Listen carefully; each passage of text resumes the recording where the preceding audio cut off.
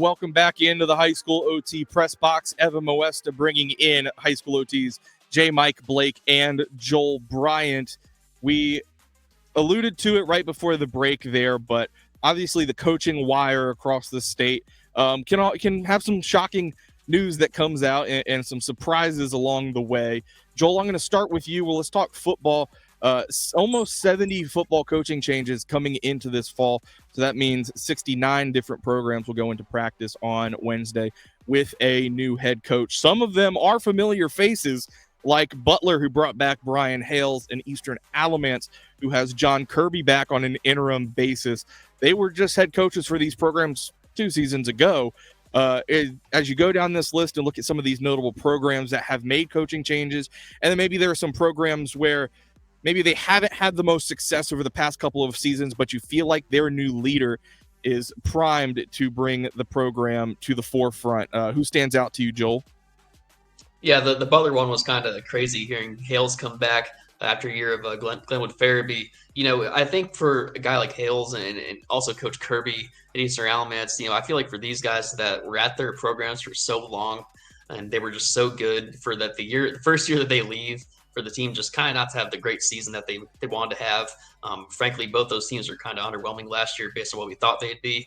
I'm not saying that this is the full reason why they came back, but when the opportunity comes up, that the position's already open a year later, you can see why they'd want to get back into it and kind of just steady the ship, kind of try to get back to what they had at when they were the head coach the first time around. And then the Chambers one, I think, is very interesting. When they went out and got Captain Marlin, that's a huge name, obviously, former NFL player, former Panthers player. You can see what they're trying to do. A lot of the talent, I think, in Charlotte has kind of gone back to different programs where they were all, frankly, going to Chambers for a while there. And getting someone like Captain Marlin, he has the chops, he has the pedigree to kind of, convince these kids, like, yeah, you should be staying here at Chambers and playing here. So very fascinating to see how they do. That's a pretty good hire. I think, over the next 3 years, we'll see that one really pay off well.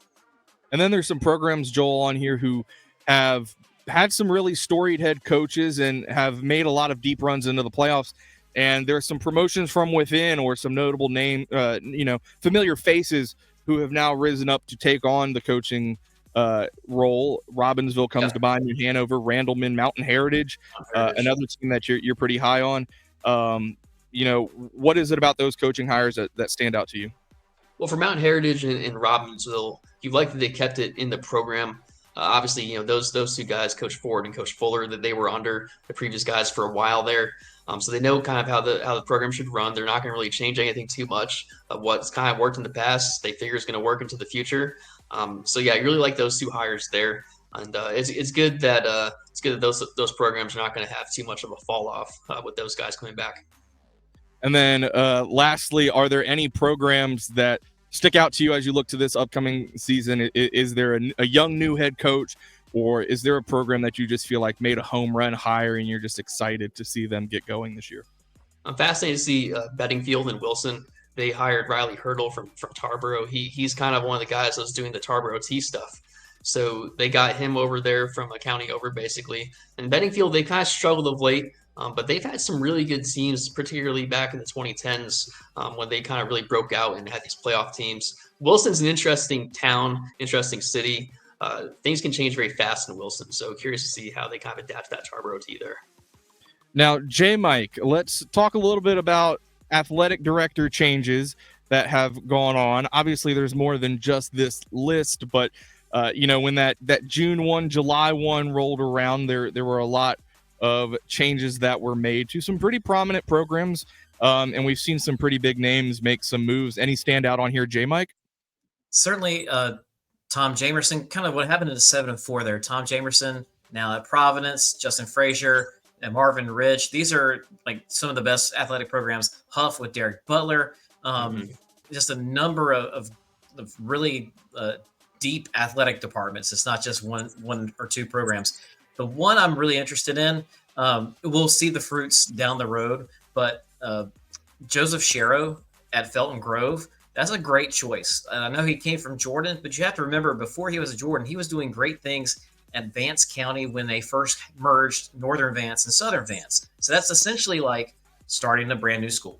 And then he goes from starting that school and trying to get the branding right. They were the only Vipers in the state. He was doing good things at Southern Vance before they consolidated. And now he gets to do that again at Felton Grove, which is really trying to establish its own identity. And once again, they are the only mascot of their kind in the state. They're the only Galaxy, whereas previously he was the only Viper. So home run hire. If Joseph Shero applies, I think he's going to get the job to get Felton Grove off the ground and establish an identity in a very crowded Southern Wake area. Yeah, Joel, you're pretty high on Shero as well. And, if you have not seen already, just recently on High School OT, Joel helped put out the news of Felton Grove, except for wrestling, has put out their entire coaching staff for this upcoming year. And there were some pretty big names on that list, Joel. Yeah, I think everyone except for the boys basketball program got a head coach that has been a head coach before. So they've done a good job getting experience in that athletic department. They think they can start fast. And that area that they're coming into, it's kind of a mixture of Apex and Mill Creek and Apex Friendship and Holly Springs. The kind of sports that those schools are good at. I wouldn't be surprised if Felton Grove kind of, puts their stake down on some sports early. All right, now, J. Mike, we saw a lot of basketball this past summer and a lot of new faces on sidelines. And the boys' side, Alexander Central, they got Grant Hodges, who was very successful over at Lake Norman. Jason Cosby, who we just saw coach in the East-West All-Star game as an assistant for North Rowan. On Monday, he's going to be taking over at Cox Mill. Bo May over at Huff. Chris Cherry, a state championship winning coach and then an athletic director at South Central. He stays in Pitt County, goes to John Paul II. Myers Park, Dory Hines, that is a nice pickup for them. A year ago, they had Andrew Glover and made it to the third round of the state playoffs. Donald Williams, one of the greatest scorers in the state of North Carolina, he takes over at South Garner. A name that really kind of shocked all of us when we saw it drop was Terry Sanford being able to pull Jake Wolfel down from South Granville. And then Bryant Edwards, who led Lumberton to some very lengthy playoff runs over the last couple of years and a co-state championship, leaving Lumberton to go to West Brunswick. And then Antoine Pittman, who helped lead North Pitt girls to a state championship 2 years ago, he heads over to West Craven. J. Mike, any of these names really stand out or as you look at this list? Oh man, these are a lot of names that stand out to me. I really love what you have at West Brunswick, like a program that has had success in the past with different coaches, getting someone established like Edwards to go down there. And then Terry Sanford, again, like that at certain points can be kind of the big dog in Fayetteville basketball. And getting Jake Wolfel, who did a fantastic job and stayed at South Granville for so long to turn that program into something. That's a home run hire. I also like kind of the immediate effect Grant Hodges will have at Alexander Central. They have a roster that kind of fits his style. And then also I think it's important. I'm interested most in seeing what Jason Cosby does at Cox Mill. Cox Mill is a place that has a history. They have a nice athletic talent base. And in previous years, and we're seeing it this summer, they've kind of lost a little bit of that, people transferring out. If he's one of the coaches that can kind of calm the storm a little bit and get the Chargers back to where they're used to being. Now we go over to some of the girls' basketball changes, a couple programs that made some big moves. I think one of the things that stands out to me, J. Mike, is that there are some pretty prominent coaches who are on their way out, and that being Patty Evers at East Bladen. She helped lead the Eagles to the state championship this past season, and they had a regional runner-up finish 2 years ago. You have Myers Park, who Barbara Nelson turns things over to assistant Jalen Dillard. And then, as we had mentioned, North Pitt, who won the state title 2 years ago, Antoine Pittman goes from there to West Craven's boys program. These are some big changes with some longtime household coaching names, J. Mike. Yeah, I'm really interested in seeing if East Bladen can kind of keep it going because Patty Evers kind of did it the old-fashioned way, like no transfers coming in, just kind of developing the roster you have. And they were a mainstay in 2A or 1A, depending on where they were, where they landed from year to year. And she was a McDonald's All-American game, like head coach of a McDonald's All-American game. But that area, I'm interested in seeing, can they carry the torch? Can they keep it going in future years? Because it's when you're in a really rural area like Elizabethtown, North Carolina, the program is almost synonymous with the coach. So, the people will still kind of grow up there waiting to play for East Bladen girls basketball. I'm most intrigued with that one because I think there is some talent there and big shoes to fill. But I think East Bladen in the 2A East, looking at the new lay of the land and A classifications, could still be a team that we're used to seeing making deep playoff runs because they're going against a lot of the same schools they were going against already. I'm going to bring back in Joel real quick. Joel, we discussed the coaching changes and different AD moves. One that I think you and I have talked about a little bit has kind of popped up on our radar has been some of the moves that Wake Christian Academy in Raleigh has made in the NCISA. We didn't have them down on the list, but TJ Graham, the former NC State star, becomes their football coach. Levi Watkins, who also played at NC State for basketball, and coached a long time at the Division I level with Ole Miss. Most recently, he was with the Wolfpack. He takes over the boys basketball program there. And, they got a big AD hire as well. They actually went into the Chicago Cubs organization and got one of their player development staff members who had been working more on the educational side of player development with Latin players out in Arizona with the Cubs. But he has principal experience. So they just did a complete overhaul of their athletic department, and St. David's School, not Wake Christian. But you look at what they've done, it stands out a lot. And there's not that premier NCISA school that's truly dominated Raleigh, but St. David's is in that place.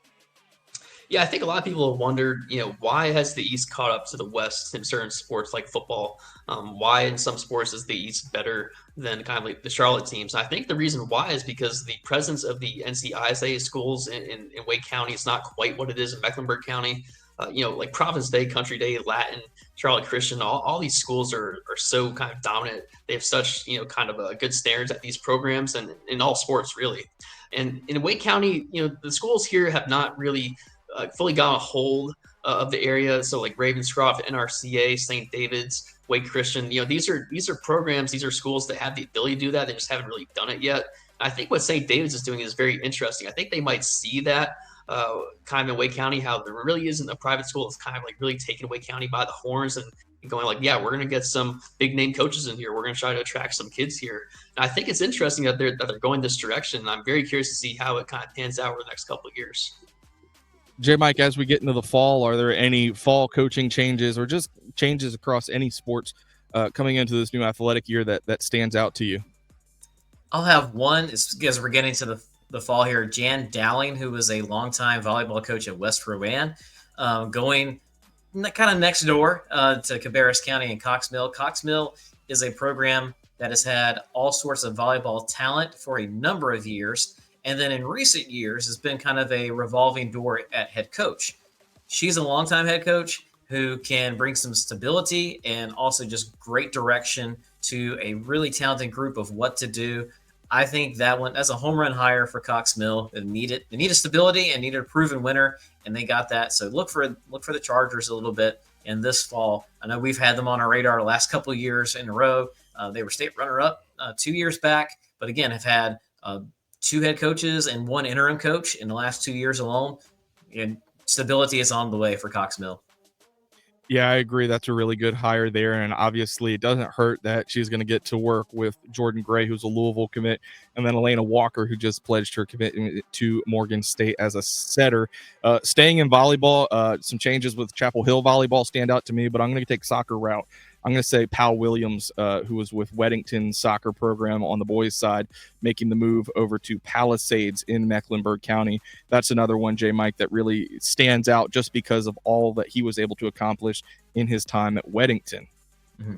Yeah, absolutely. And Weddington has been on the map for a number of years. And Palisades is a newer school. They've had a few graduating classes now, has not really established a soccer dominance, but there's an opportunity to do that, as we talked about several times in this podcast, and this show and other ones.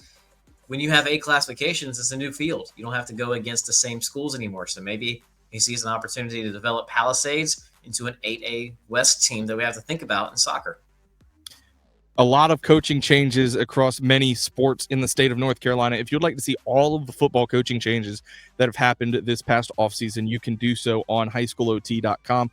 HighSchoolOT also has coaching trackers that are going on for boys basketball, girls basketball, and baseball.